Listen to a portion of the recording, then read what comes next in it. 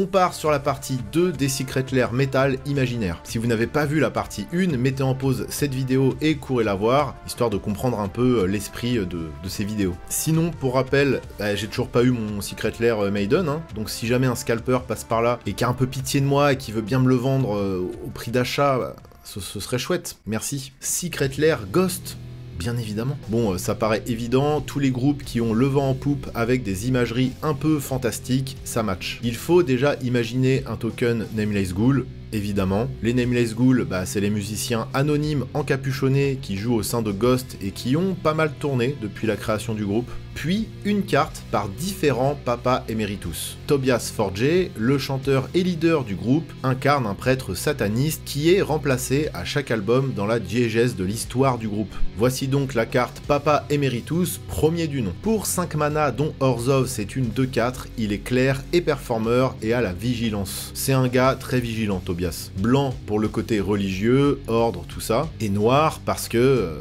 Satan ma gueule, tout simplement. Bon, les trucs de diablerie, les pactes avec les démons, tout ça, dans Magic on connaît, donc je me suis inspiré de trucs qui existent déjà en ajoutant le fait qu'il a toute une équipe de ghouls à sa merci. Son texte de règle, c'est « Les zombies que vous contrôlez gagnent +1/+1 et ont le lien de vie », donc déjà c'est un bon lord zombie, et à chaque fois que vous attaquez avec Papa Emeritus Primo, créez un jeton noir et blanc créature nommé Nameless Ghoul, zombie 1/1 avec la menace. Engagé et attaquant, qui a, quand cette créature inflige des blessures de combat à un adversaire, piochez une carte. Faut quand même réfléchir un peu à qui on attaque et comment on attaque, mais il y a un côté horde avec la possibilité de faire de la bonne value. Comme Ghost quand ils vendent leur merch. Rhapsody of Fire est l'un des groupes les plus importants de la scène métal symphonique et ils ont marqué toute une génération avec pas mal de classiques en début de carrière. Leurs visuels sont tout aussi cultes que certains de leurs morceaux, et est-ce que ce Secret Lair de reprint ne serait pas l'occasion de ressortir des dragons bien trop rares et bien trop chers?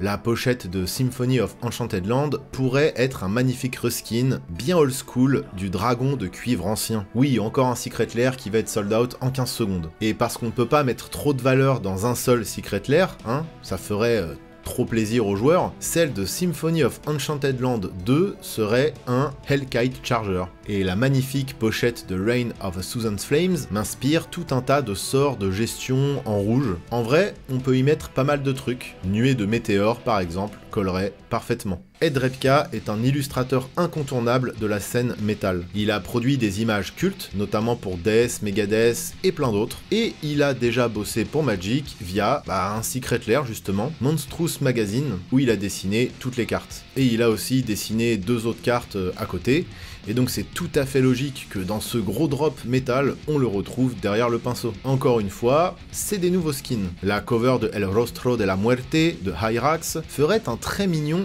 triplé bourru. L'incontournable pochette de Spiritual Healing serait parfaite pour un reskin de Blind Obedience. Et encore Death, désolé, mais si ça c'est pas la meilleure illustration possible pour Living Death, je sais pas ce qu'il vous faut. Et comme d'hab pour le reste, laissez votre imagination s'exprimer en commentaire. On a déjà eu des Secret Lairs Frank Frazetta, qui a illustré Conan le Barbare à maintes reprises et de la manière la plus iconique qui soit. On a une petite demande sur un Universe Beyond Conan, si j'en crois quelques messages que je reçois. Et donc un Secret Lair Power Metal Old School ou Heavy Metal traditionnel, dans la lignée de ce que Frazetta savait proposer, ça marcherait très bien. Des reskins de cartes avec des pochettes d'albums de groupe dans la lignée de Manowar, Mania Road ou encore Hammerfall. Armor of Hire d'Eternal Champion ferait une magnifique illustration d'équipement. Une épée, évidemment, l'épée des ténèbres et de la lumière. Ça, c'est goûtu. Crystal Logic de Mania Road a tout ce qu'il faut de kitsch et de charme pour faire écho au bon vieux Magic du début des années 90. Je vois bien un land là-dessus,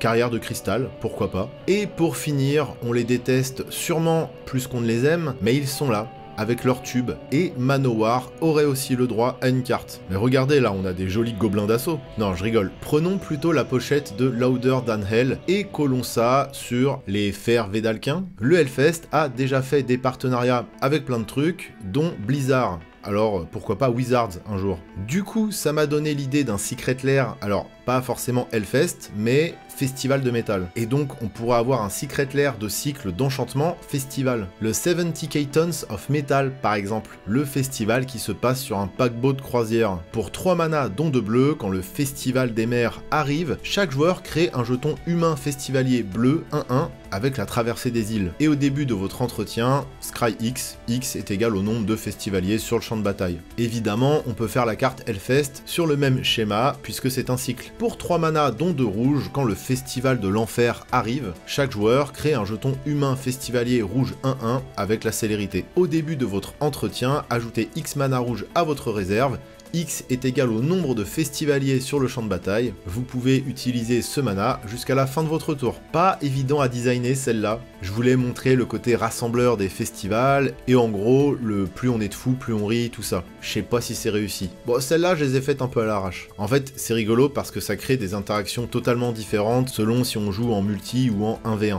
Bon, il existe des festivals dans des forêts et dans plein d'autres biomes, donc à vous d'imaginer les cartes qui vont avec. Voilà, c'était mes 10 propositions de Secret Lairs Metal. Vu le succès du Secret Lair Maiden, ce serait pas étonnant de voir débarquer très vite tous ces groupes à la con qui aiment mettre leur logo partout. Et ça, ça sera une histoire de gros sous entre Hasbro, Wizards et les groupes. J'ai pas du tout hâte de voir débarquer des cartes Metallica, croyez-moi.